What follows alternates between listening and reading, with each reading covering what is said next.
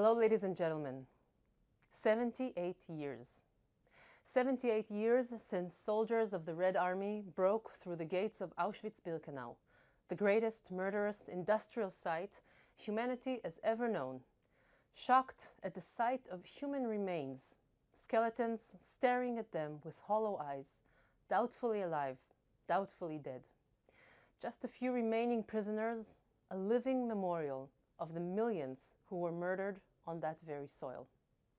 78 years since the ovens of Birkenau have ceased to burn and only silence filled the freezing winter air, as trying to cover the horrors that only days before occurred.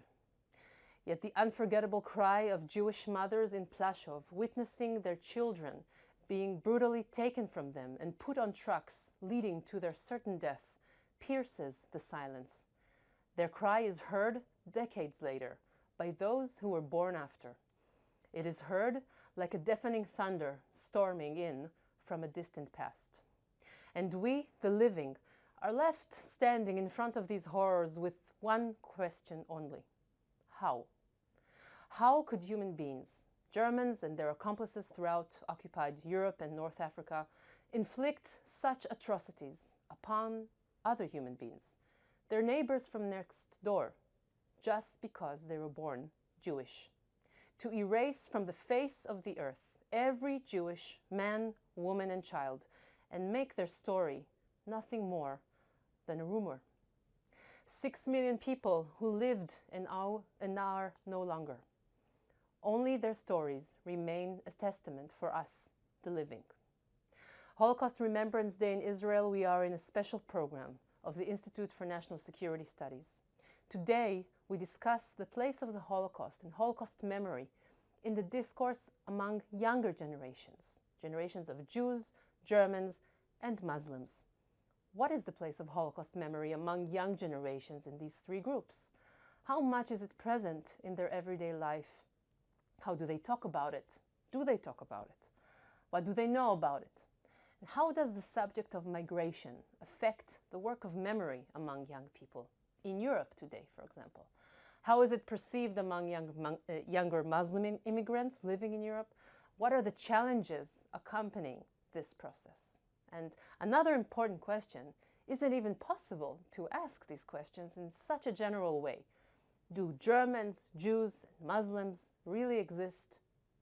Holocaust Remembrance Day, we will also discuss the annual Anti-Semitism report published by the Center for the Study of Contemporary European Jewry in the University of Tel Aviv in cooperation with ADL, and ask what are the reasons for contemporary anti-Semitism and what are the efficient ways to fight it. INSS special program on the occasion of Holocaust Remembrance Day on Jews, Germans, Muslims, and one Holocaust, right after this.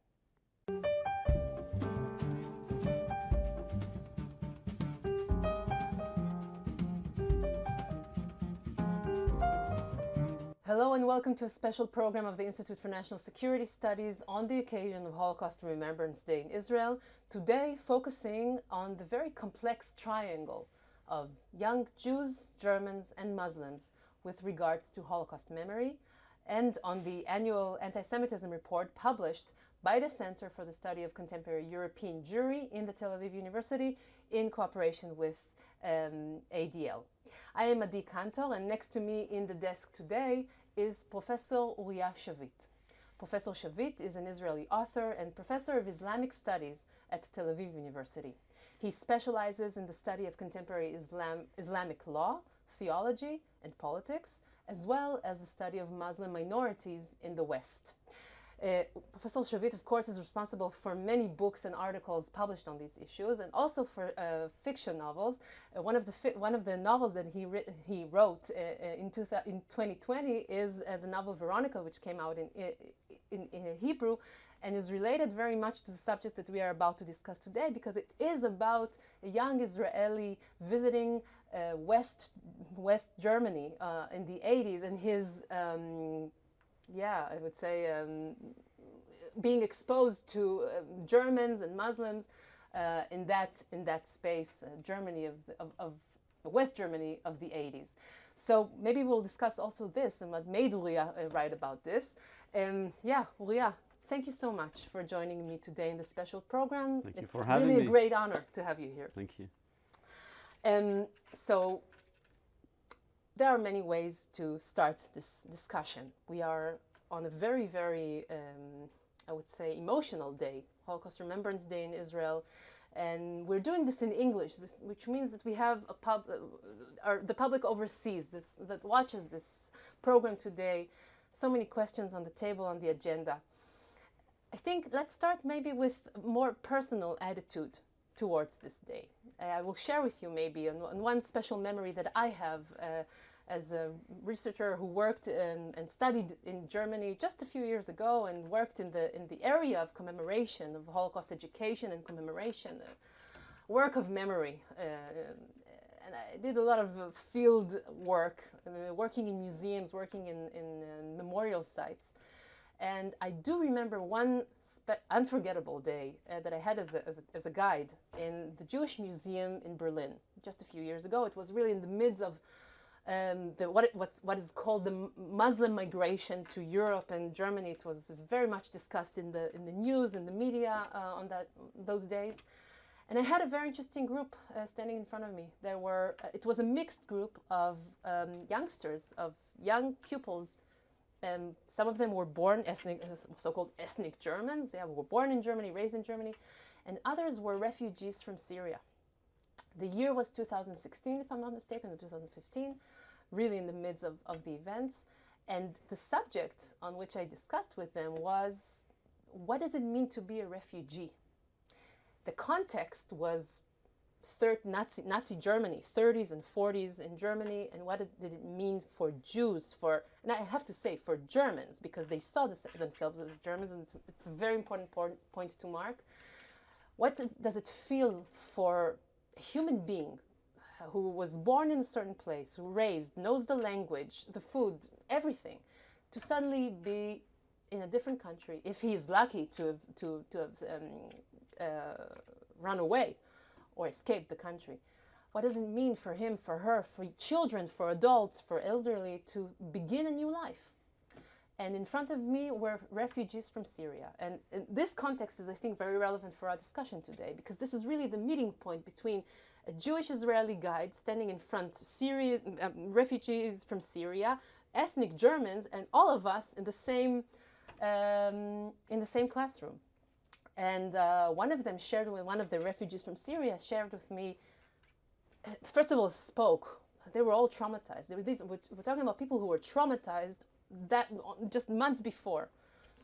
And he said to me that what he remembered, what being a refugee means to him, is he remembers the olive tree. He remembers the olive tree that grew in front of his home in Syria, in one of the cities in Syria, and seeing the same olive tree since day one, being a young child, and he will never see this olive tree in his life again. He knows that, and this was a 14-year-old boy.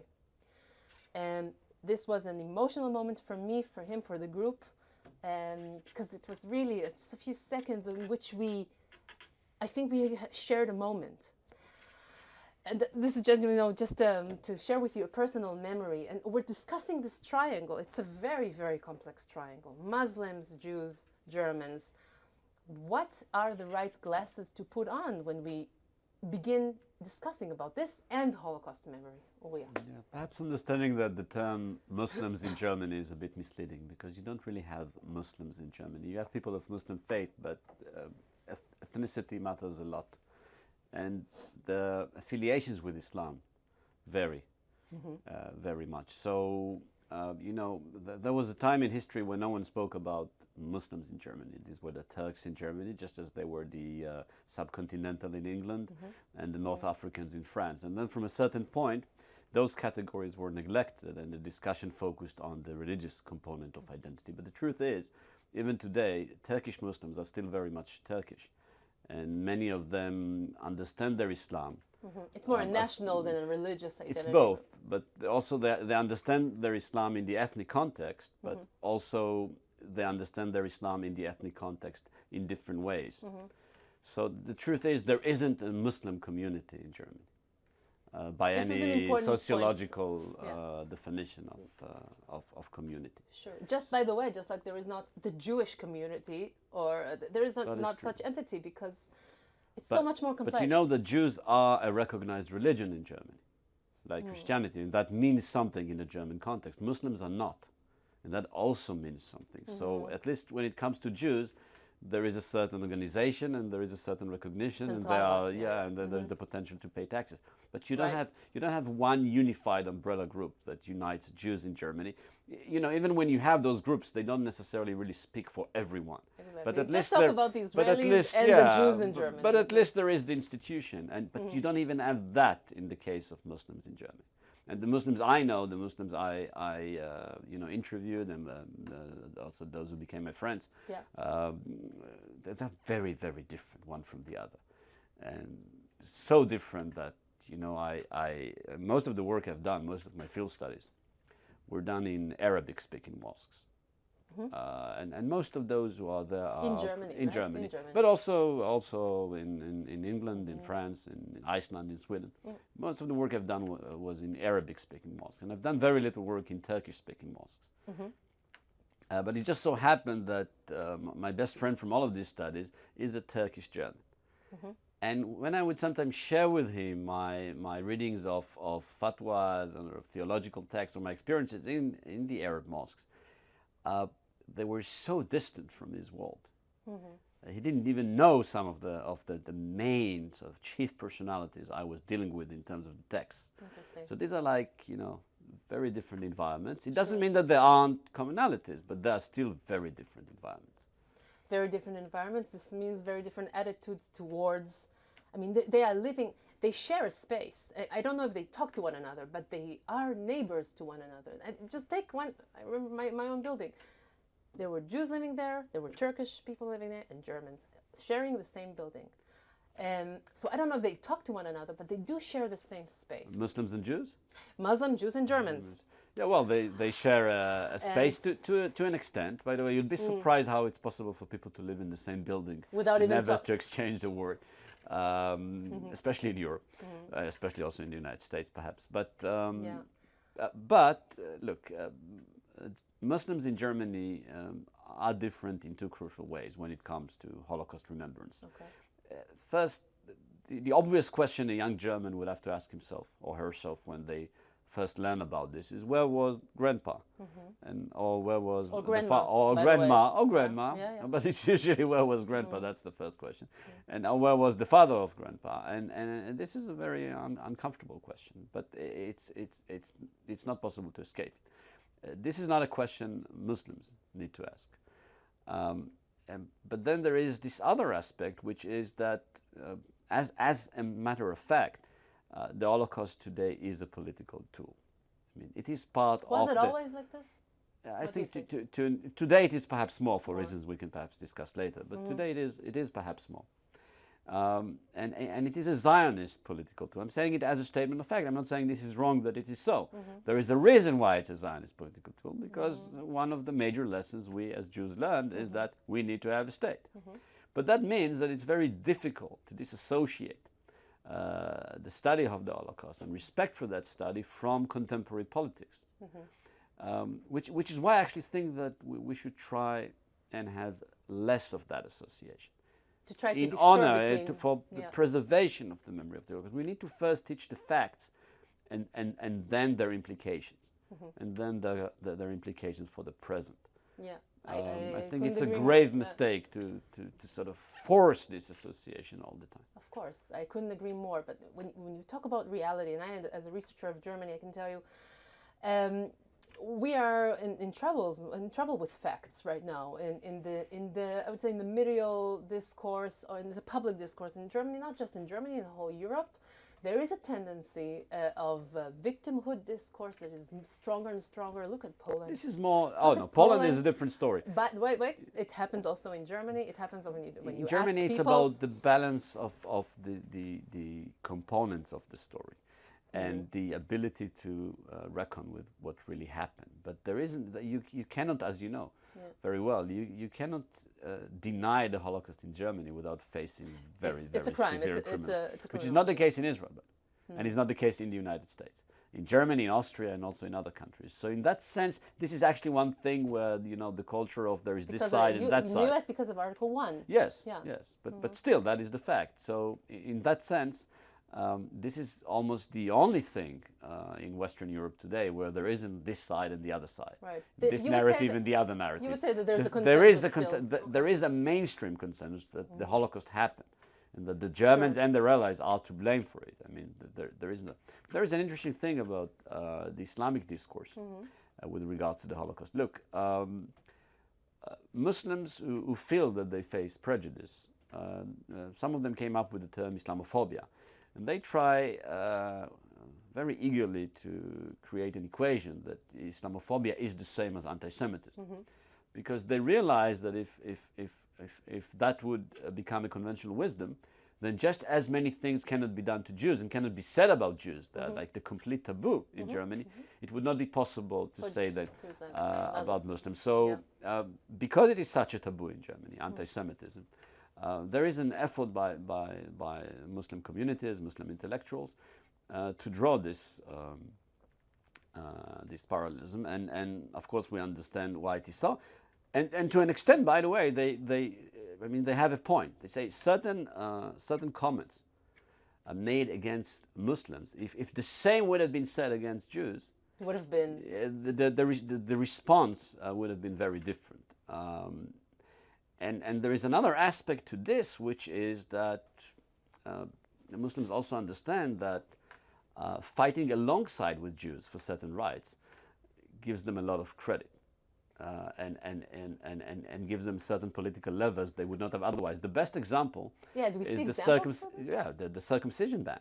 Okay. So the circumcision ban, which was a judicial ban, when news first broke out about this ban, it was a local court or administrative court case.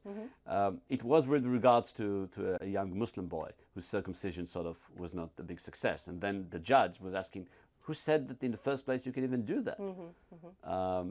This is how it happened.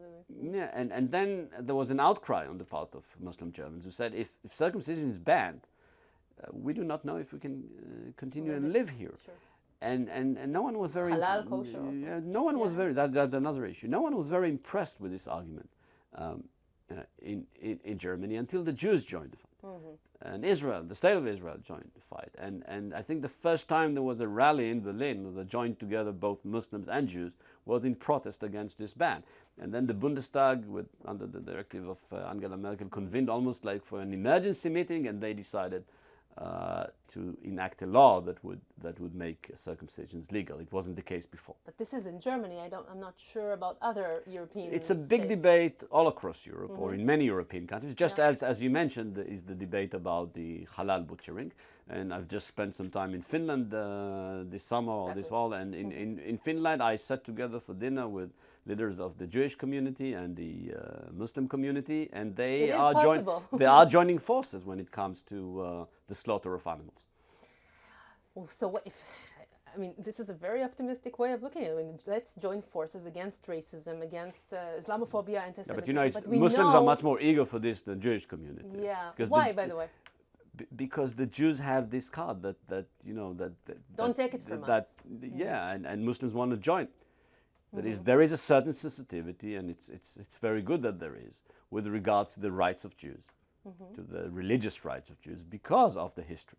But you don't have that with regards to Muslims. And what you have instead with regards to Muslims is great suspicions and fears.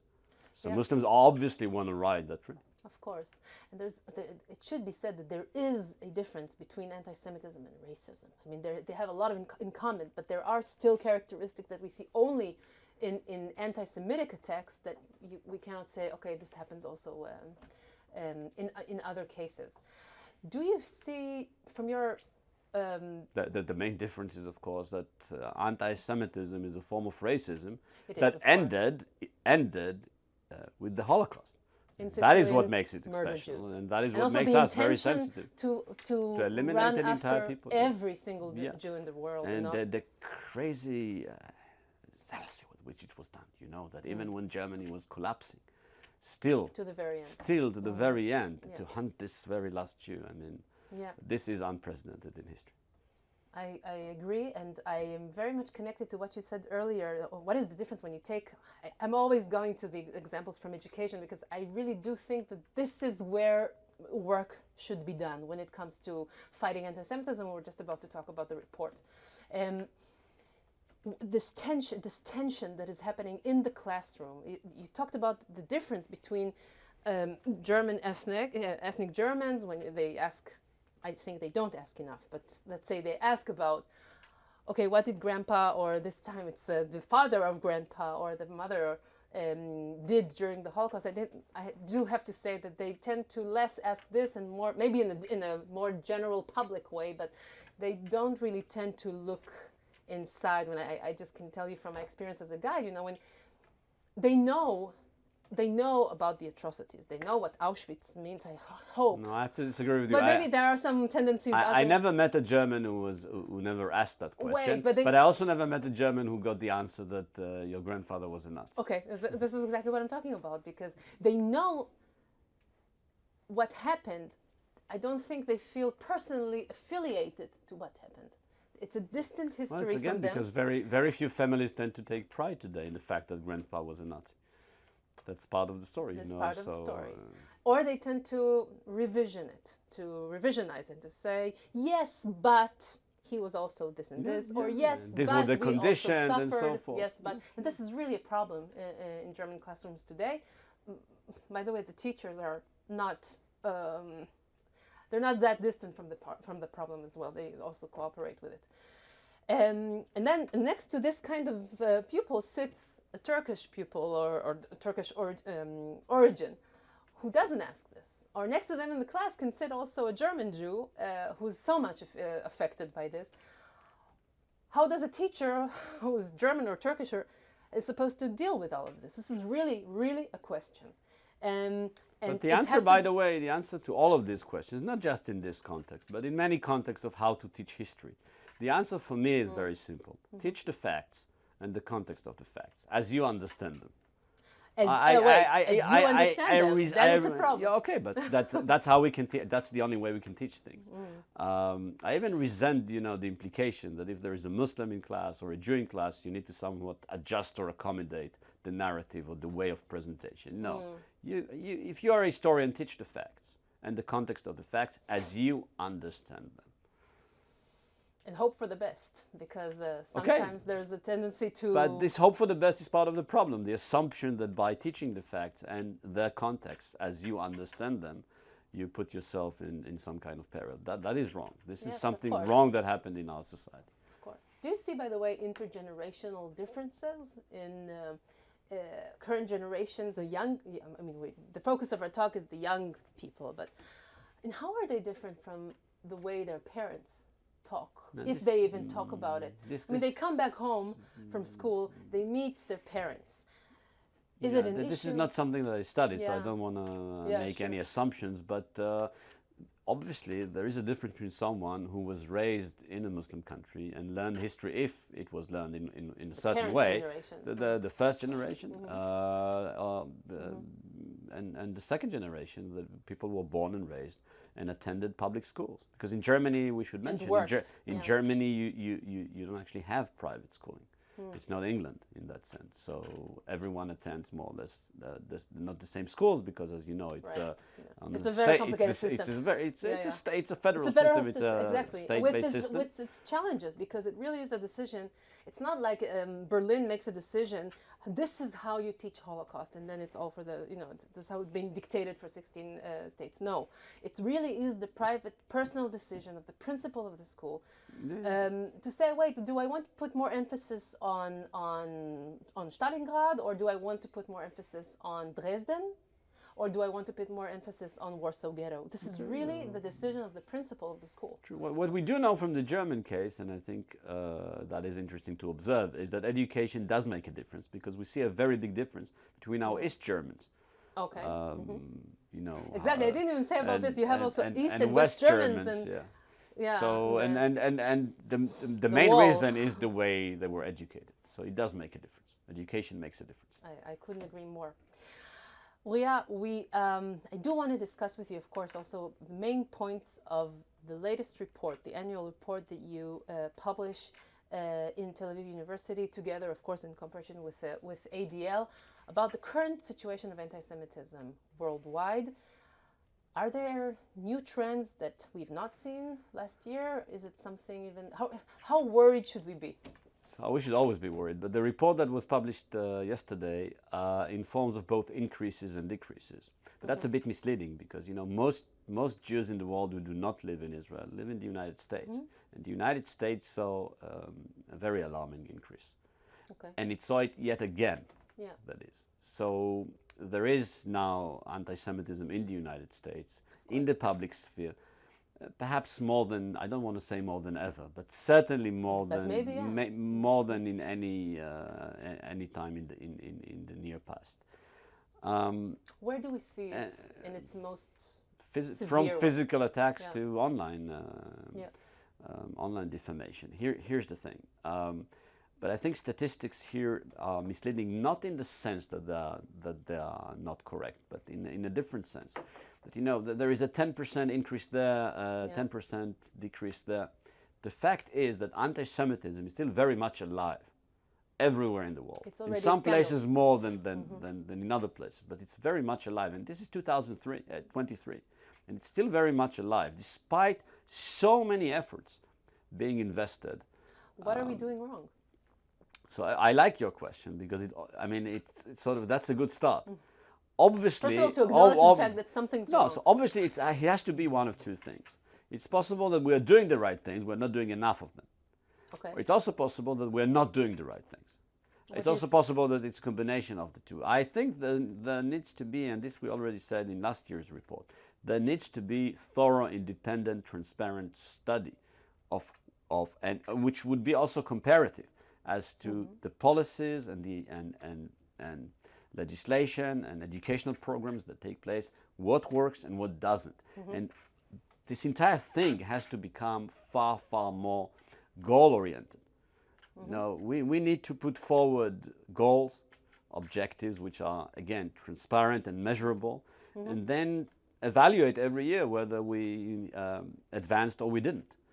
But it's two universes. One where there are all these conferences, you know, and commitments by politicians and legislations, and then there is this universe where things don't change and even become worse. So obviously that needs to change. It's even an opposite. It's really a dissonance. I mean, we really see the declarations. We see amazing... if you fight road accidents and every year you have more of them, it means something is not done right. I cannot say, you know, conclusively what is not done right, but something is not done right. Now, what we try to do this year is also learn who is attacked and where the attacks take place. And we saw that the main targets, the primary targets of physical assaults in the West are the ultra-Orthodox Jews, the Haredim. Yes. Now, this happens for a reason. They are very visibly Jewish, and they're generally very visible. And most of the attacks take place on streets and on public transportation, not in front of synagogues or inside synagogues. Meaning that it's quite possible that some of these attacks were not premeditated. And it's possible that those who are the attackers, they are not the most adamant, deeply rooted anti-Semites. They are bullies who search for easy targets, and they are possibly also anti-Semites, but not in the most dedicated way. But the bottom line is that these attacks, they take place in a limited number of neighborhoods in the West. And we know who's attacked, and we know where. So now it's a matter of, I think, more policing, more indictments, and more education. And introducing very clear, measurable objectives, and then seeing whether they are met or whether they are not met. That's the best thing we can do, I think. Rather than open another, ministry, I don't know, the 32nd, the 32, 33, 34, another department, and another come commission. up again, and another commission. And no, I mean, this is ridiculous. You say more policemen will, but I think more indictments, by the way, even more than one. But I'll tell you why, because many of those attacks, in fact, the majority of those attacks, people don't end up in a hospital. It's spitting or throwing eggs, things like that. And then the tendency of police agency, of law enforcement agencies, is not to indict. Yes. To minimize the event. But if you don't indict, then people happen. just exactly. It's like, And in fact, the numbers we have in the report, it's very likely that they are underestimates, because It's even more, you say. because most people who someone spits on them, they don't go to spend the a police. day going to the police when they know that there's not going to be an indictment. Exactly, and I do have to add in this regards that in Germany, German Jews don't want to go even to the police station because they don't have trust in the system. They have less and less trust, especially in the last years, in the system, in the security defense system. It really is. You really see lack of trust. By the way, but anyway, the policeman it's will not a believe small me. issue. I mean, It's huge. Do the police, or should the police indict someone for, and that person would have a criminal record for spitting? These are not easy questions, but I'm just saying you need to be focused on making a difference. That all of these discussions and all of these plans and programs and agendas and commitments by politicians would end up with having less Results. anti-Semitic attacks, yes. Who are the attackers? I can't answer that question in a definite way because we have the reports on the attacks, but we don't have the indictments. But It's but crucial. it's very crucial. I can say that based on the testimonies of those dealing with it, organizations of people who deal with it. It comes from both what we largely define as the radical left, or let's not be politically correct, or Muslims living in the West to a large extent. But I think still the more dominant group among attackers are white supremacists or white anti-Semites. Both in the US and in Europe? Yes. Okay. Again, but I want to be very, very cautious about it. I cannot say this with regards to each and every country. Okay. And we have to also have in mind that where you have a country where there is the number of incidents is 10, this is less statistically meaningful. But I think in the United States, I think the ADL reported this year, when it comes to the online, the media? To online anti-Semitic sort of campaigns, the number of white supremacists, social media, the number of white supremacist related incidents almost tripled. And I think This is the most point American that we Jews need to emphasize. most American Jews who deal with this today would say that the immediate threat is far graver when it comes to white supremacists. I don't know what will be the case in 20 years because demographics tell a certain story. But right now, American Jews, I think, have a reason to be more afraid of white supremacists and the normalization of their agenda. You know, that an American president, a former American president, and a very serious contender for becoming again the president of the United States, invited for dinner two anti-Semites, but anti-Semites of the worst quality. With no question, yeah. And he refused to apologize about doing that. And more than 1/3 of his supporters, of his base, when asked in surveys, said, we don't really see the problem with it. So the normalization of anti-Semitism within the Republican center of Party, the discourse, on the fringes, but encroaching increasingly on the center, I think that is very alarming. I couldn't agree more, and these are subjects that I think deserve a lot more than just half an hour talk. I really, really want to thank you for enlightening us on such an important issue. I really do hope, I want to hope, that when we meet next time, maybe next year in the talk about the status of anti-Semitism in 2024, we will see numbers going down instead of going up. Let us hope at least this. Thank you so much for this and thank you for coming having me to the studio today, and thank you very much for our viewers, and see you next time.